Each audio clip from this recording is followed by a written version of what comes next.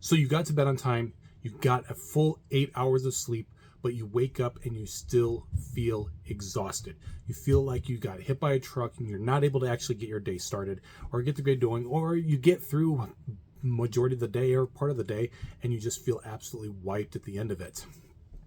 The thing is this actually happens to a lot of us, and it happens to a lot of people, and a lot of parents especially kind of can really deal with this, where if you're actually able to get 8 hours of sleep, you feel completely wiped at the end of it, and it leaves you really confused because it doesn't make sense. And when you think about it, it doesn't make sense that you would be so tired after getting a full 8 hours of sleep. But the reason for why this happens is because ultimately we're looking at a problem with the quality of the sleep that we're getting as opposed to the quantity. So you're getting enough sleep, but it's not actually good quality sleep. So that leads into the next question as to why this is then. Why are we not getting good quality sleep? And there's a few different things that can kind of go into play with it. Some of it is, that kind of our setup and kind of, the sleep hygiene and kind of sleep practices and everything.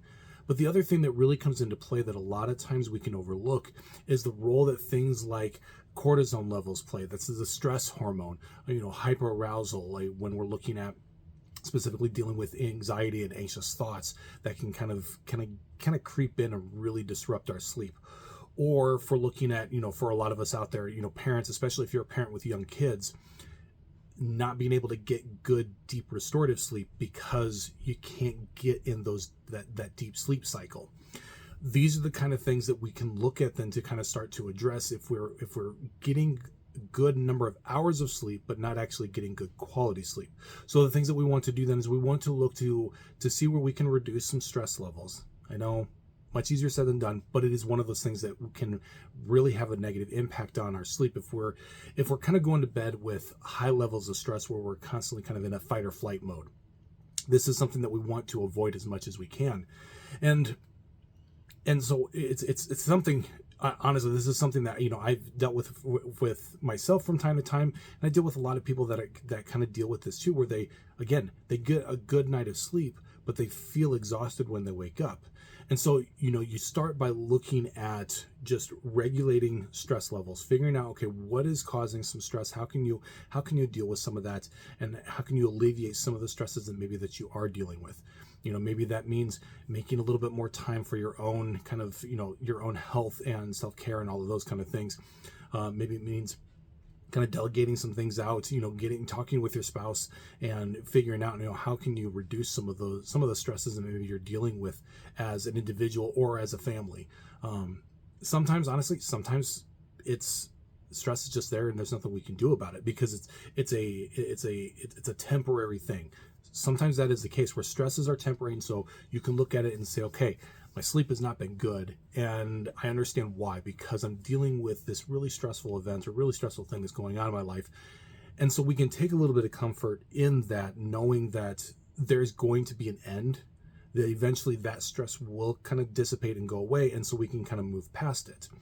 Now, if we're looking at the other end of it, where talking about hyperarousal and sleep anxiety, that's a big one for a lot of people. Is if we're super anxious when we're going to sleep, there's a tendency then for it to be very disruptive to our sleep in general. Maybe we're worried about whether or not we're actually going to be able to sleep. Maybe we're dealing with some nightmares and bad dreams and those kind of things that can be very disruptive to the sleep. Again, other things that we can do to kind of address some of that stuff. But then the last one is a lack of a deep sleep cycle and a lack of actually going through the sleep cycles as they're intended. In a nutshell, there's four phases of sleep that we go through, and that we rotate through them repeatedly throughout the night. And if we're not able to do so as many times as we need, most people, if I'm remembering the numbers, it's anywhere from about 6 or 7 typical cycles over the course of a night. And if we're not actually getting that deep restorative sleep, because maybe you have a child that is constantly waking up or coming in and waking you up, you're not going to feel rested. So you can look at it of, okay, I was in bed for 8 hours, but I didn't actually get deep restorative sleep. That's a problem. There again, things that we can start to kind of pay attention to and start to address is figure out, like, okay, how can I get deeper sleep then, if that's part of what's going on. The other thing that I always check with people when I'm talking with them and working on this is, you say you got 8 hours of sleep, but did you actually get 8 hours of sleep? Because 8 hours of time in bed is very different than getting actually 8 hours of sleep. I've had people before that will be in bed for 8 hours, but they're only actually getting maybe 5.5 or 6 hours of sleep, because they get in bed and then they're not able to get a sleep for, a half hour, maybe an hour tops, maybe up to an hour, and then they're up multiple times throughout the night, and then have a little bit of a hard time getting back to sleep when they do wake up. And then they wake up in the morning and then they don't get out of bed right away. And so maybe they're looking at it, okay, yeah, I went to bed at 10 o'clock and I got up at 6 o'clock in the morning. So, 8 hours of sleep, great, But did you actually sleep that full 8 hours? A lot of times the answer to that question is no. Time in bed is different than actually time spent sleeping. And so that's another thing to kind of look at a little bit. And so if you are somebody who right now, if you are saying, okay, I'm exhausted all the time, I get 8 hours of sleep, that would be the place to start. Is I would first encourage you to look and see how much sleep are you actually getting. And again, that doesn't necessarily even mean relying on your Apple Watch or any of these these sleep tracker things like that, because they can work in some ways, but they're not exactly accurate, because you could be lying in bed just motionless for 2 hours staring at the ceiling, not being able to sleep, and it's going to record that you're sleeping.